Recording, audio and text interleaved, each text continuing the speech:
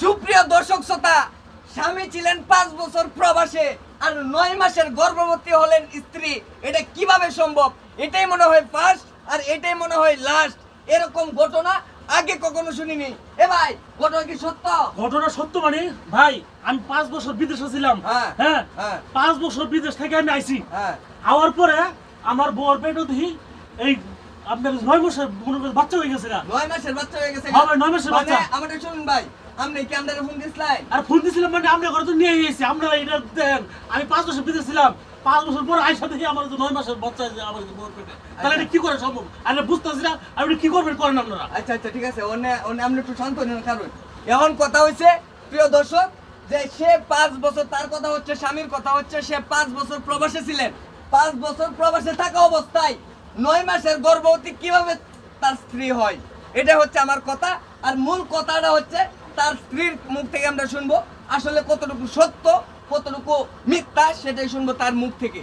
এই আপু, বলেন, আপনার স্বামী ছিল প্রবাসে দীর্ঘ 5 বছর। 5 বছর পরে এসে থেকে আপনার পেটে 9 মাসের বাচ্চা, এটা কেমনে সম্ভব, এটা বলেন। ভাই এখন তো ও তো ঠিকই কইতাছে, হ্যাঁ, বাচ্চা তো ওর হইছে ভাই। দেখাইতে যদি আপনারা তো বলতাছেন মোবাইলে আমরা কথা কইতাম হ্যাঁ, নিয়ে তো- ওর কথা ভাই দেখেন, কিন্তু আমার সত্যি কথা নাই। শুনেন একবার। বুঝেন, ওর কথা কিন্তু সত্যি নাই। ভাই সত্যি নাই ভাই, আমি টাকা দিছি, পয়সা দিছি, যা কামাই করছি আমি সব পাঠাইছি। আর আমি বাড়িতে এসে দেখি 9 মাসের বাচ্চা বেরো। এটা মনে কি করে সম্ভব? আমি এটা মেনে নেবো? আমি এটা কখনো মেনে নেবো না। ভাই এইটা তো আপনি মাইনে নিতানি না। কারণ হচ্ছে আপনি 5 বছর পরে আইদুন গর্ভবতী, আর পরে টিয়া পয়সা পাঠাইছুন এই বাঙ্গা ঘর। তাই বুঝলাম না হ্যাঁ। কিছু। টিয়া পয়সা করছে কি? হ্যাঁ, এটা আমরা তার মুখ থেকে শুনি। আপনি একটু শান্ত থাকুন, আমরা হচ্ছে তার মুখ থেকে শুনি। দর্শক শ্রোতা, আমাদের সাথেই থাকুন, তার মুখ থেকে শুনি যে মূল কাহিনীটা কি। আচ্ছা আপা, আমরা ভাই একটু বলি। শুনেন আমি কই ভাই, আর একটু কি, দিবেন। আমি এই বেটার কামাই খাইছি, এই বেটার সবকিছু করছি। হ্যাঁ। এই বেটা দান কি করতাম না, আপনি তো বুঝেন না, জামাই বউ সারাদিন কাজ করছে, রাইতে করে মোবাইলেও দেয়া দিয়ে হয়েছে, সবই তো হয়েছে। মানে মোবাইলে কি সবকিছু এসে সব তোমার কিছু হয়েছে, হয়েছে? জামাই পড়ে তো আর কোয়ার মতো না। আমরা যদি জামাই দিয়ে বউর কিছু দেখতে চাই, এটা কি দেখা তুলবে না? সুপ্রিয় দর্শক, দাঁড়ান, দাঁড়ান। আমি একটা কথা বলি। মিথ্যা কথা কবি না, আমি একদম আমি- আমি একটা কথা বলি ভাই, একটু রেসলেন। সুপ্রিয় দর্শক, আমার এখানে একটা হাসির বিষয় যে সে 5 বছর প্রবাসে ছিল, মেয়ে বাড়িতে ছিল।